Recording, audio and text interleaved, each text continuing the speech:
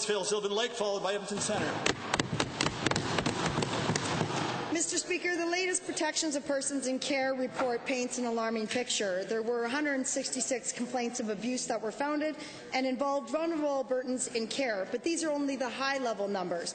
Albertans don't know the real details. Each of these abuse cases were investigated, which means there are recommendations from each and every one. Again, those are not public.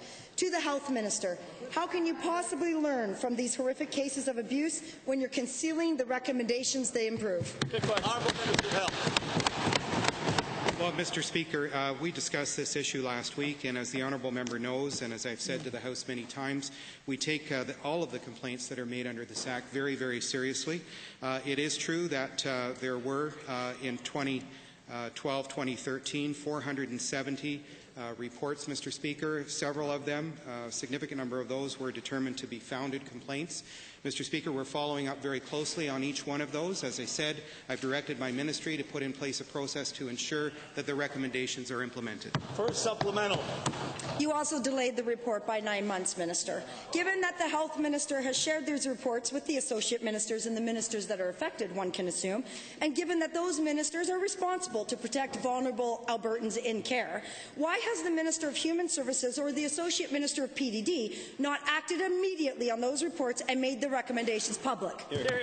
Honourable Minister of Health. Well, Mr. Speaker, as the Acting Minister for the Minister of Human Services today, nothing could be further from the truth. Mr. Speaker, we discuss all of these reports in detail. Ministers, regardless of whether it's my ministry or the Ministry of Human Services, take the recommendations very seriously, and we will ensure and have ensured that those are implemented. It would be nice if Albertans could see those recommendations so they know where to put their people in care.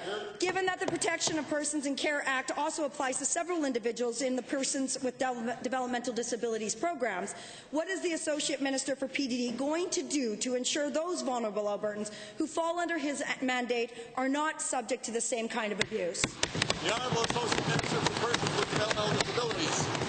Thank you very much, Mr. Speaker. Mr. Speaker, abuse of any kind makes me sick to my stomach.